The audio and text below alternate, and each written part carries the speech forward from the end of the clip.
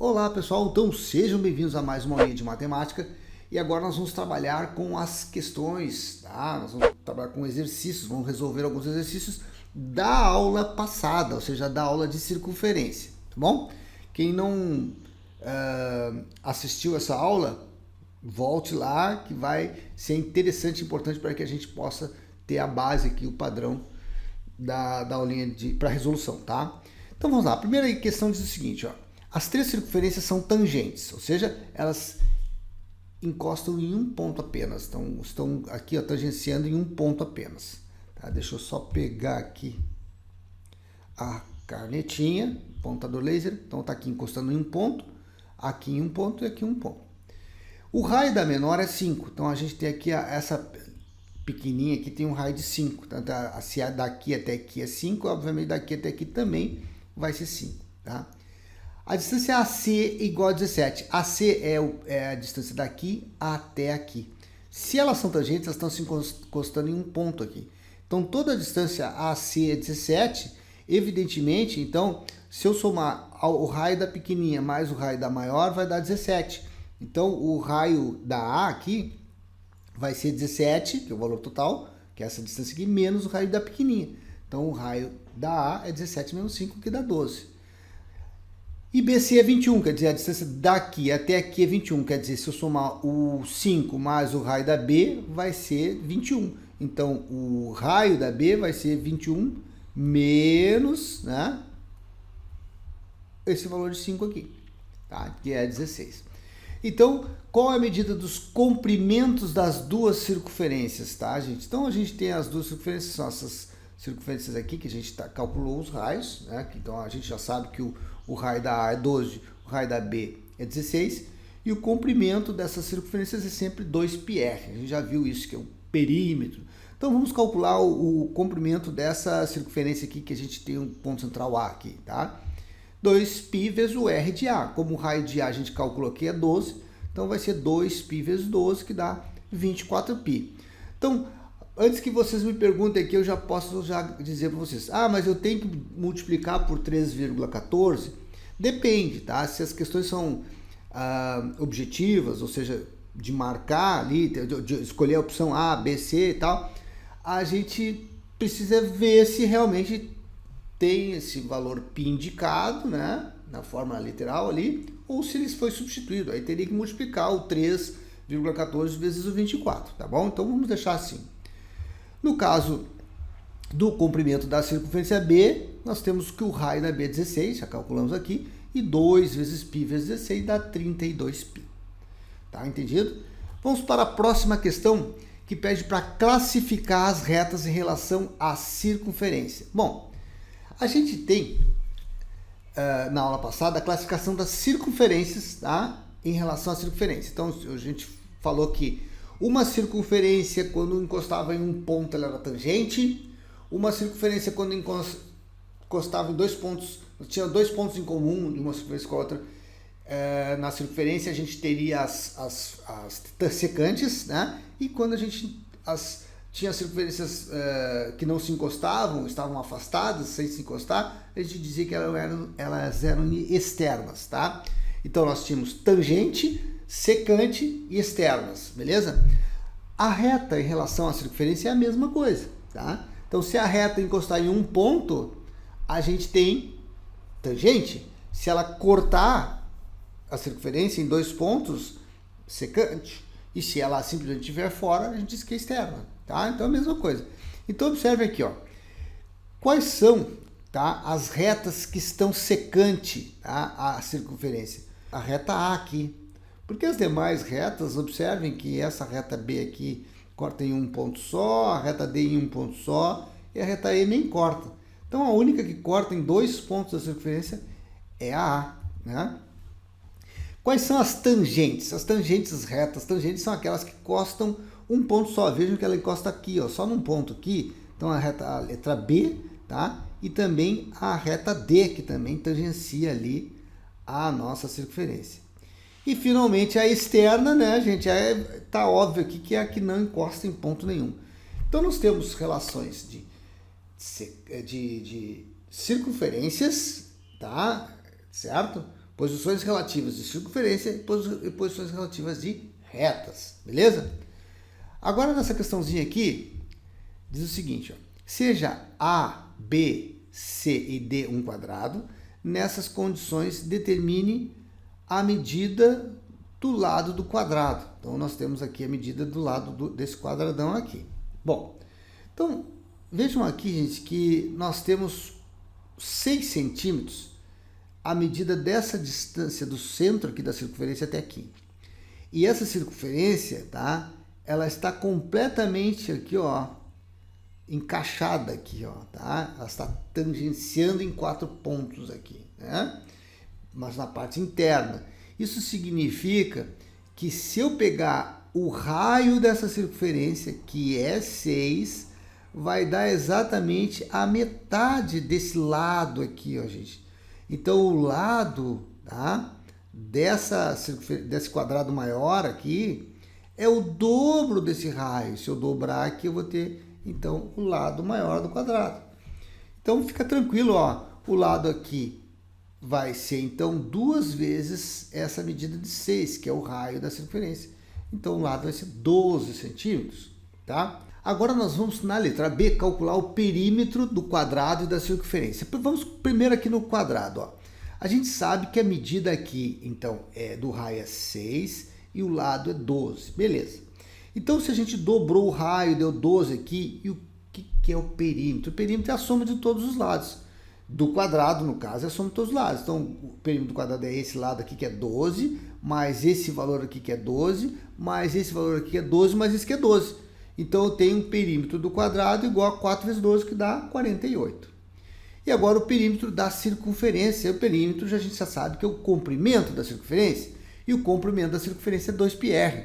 A gente já sabe que o raio aqui é 6, né? Então, vai ser 2 vezes π vezes 6, que dá 12π centímetros, tá? Agora, a área da circunferência, a área é πr ao quadrado. Então, o raio aqui sendo 6 da circunferência, π vezes 6 ao quadrado, que dá 36π. Centímetros quadrados, observe que quando é uma medida aqui, tá, gente, de um comprimento ou de um raio, certo? A gente tem uma dimensão, então essa unidade tem que estar em centímetros. Quando a gente passa a medir uma área, a gente já tem 2 dimensões. E quando a gente tem 2 dimensões, é centímetros quadrados, certo? Então, observem que sempre a unidade que quando a gente vai calcular a medida de uma aresta, de um lado, aí é em centímetros ou em metros. Se eu for calcular uma área de um quadrado, aí é centímetros quadrados, metros quadrados, tá bom? A área do quadrado aqui vai ser sempre L ao quadrado, né? Então, L aqui é 12, né? Então, 12 ao quadrado, 144 centímetros quadrados, e centímetros quadrados que nem na circunferência. Bom, agora aqui, gente, observe que a gente tem um desenho, tá? Nessa questão, sabendo que a reta R passa pelo centro e é perpendicular à reta AB, determine o valor de x. Então, gente, tem que ficar bem claro para vocês que quando eu tenho uma reta passando bem no centro da circunferência, ela vai dividir essa linha aqui em 2 partes iguais, tá? Então, gente, olha só, eu tenho a medida de A até a linha vermelha, 5x menos 7. E de B até a linha vermelha, 3x mais 6. Então, já sei que essa medida é igual a essa, só pelo fato de que essa reta R aqui passou pelo centro. Então, dividiu essa corda em 2 partes iguais. Então, eu teria ali 5x menos 7 igual a 3x mais 5. Certo? Então, essa é igual a essa. Agora é só isolar o x aqui. Vou passar o 3x para cá e o 7 para lá. 3x passa negativo, né? E o 7 passa positivo. Então, 5x menos 3x dá 2x. E aqui dá 7 mais 5, 12. E agora x é igual a 12 dividido por 2, que dá 6. Tá bom? Vamos lá para a próxima questãozinha aqui, que é bem simples. Sabendo que CM, vamos pegar aqui a ponta do laser, sabendo que CM é igual a MD. Então, aqui, ó, CM é o ponto daqui até aqui. É igual a MD, que é igual a distância daqui até aqui. AB é o diâmetro. Então, vejam, é quase a mesma questão, só que agora aqui fala de um ângulo, porque está falando desse ângulo aqui. Se eu tenho aqui, gente, olha só, uma distância igual, tá? A distância daqui até aqui é igual até aqui. Então, obrigatoriamente, essa linha vermelha passa aqui em 90 graus, porque a distância é a mesma. Ela divide a circunferência aqui, ó, certo? Nessas duas distâncias aqui exatamente iguais. Então, obrigatoriamente aqui tem que ser 4 ângulos de 90 graus aqui. Então, esse valor de 6x é um desses ângulos. Então, 6x aqui tem que ser 90 graus. Não pode ser diferente porque ela passou bem no centro aqui, tá? Então, x igual a 90 dividido por 6, que é 15. Então, x é o valor que eu quero, né? Qual o valor de x? X é 15 graus. Agora vamos falar sobre os ângulos dos relógios, que são questões bem fáceis de fazer, tá? Observem aqui, então, ó, quais são os ângulos menores. Nós temos sempre dois ângulos, tá, gente? Por exemplo, a gente tem um ângulo pequenininho aqui e o ângulo grandão aqui. Ó, aqui no caso o ângulo pequenininho é igual ao grandão. Aqui, ó, tá vendo? Esse ângulo aqui desse lado é igual ao ângulo desse lado. Aqui observe que aqui a gente tem um ângulo aqui, ó, tá? E um ângulo maior aqui. Então, um ângulo pequenininho e um ângulo maior. Então, eu quero saber os ângulos menores. Beleza. Então, primeiramente, a gente sabe que uma volta inteira tem quantos graus? 360. Um relógio tem 12 horas. Né? Então, se eu dividir 360 por 12, eu vou ter 30 graus. Quer dizer o quê? Que a distância daqui do meio-dia até a 1 hora, quando o ponteiro sai do meio-dia e chega em 1 hora, ele andou 30 graus. Quando ele sai de 1 hora até 2 horas, ele andou 30 graus. Porque cada horinha ali, tá? A separação, cada arco daqueles ali corresponde a 30 graus, tá? Beleza. Então vamos analisar aqui. Eu tenho vamos começar fazendo primeiro esse roxo aqui, tá? Para vocês, esse aqui é um pouquinho mais difícil. Esse roxinho aqui. Vejam que esse roxo aqui, o ângulo que eu tenho aqui é um ângulo, é metade de uma volta inteira, tá, gente? Certo? Então tem que ser 180 graus, evidente, tá? Mas observem que se eu sair daqui, ó, do meio-dia até 1, 2, 3, 4, 5, 6, eu tenho 6 horas de diferença. Então, 6 vezes 30, quer dizer que aqui ele saiu aqui, andou 30, 30, 30, 30, 30, 30. Então eu tenho ali 6 vezes 30, que dá 180 graus. Beleza?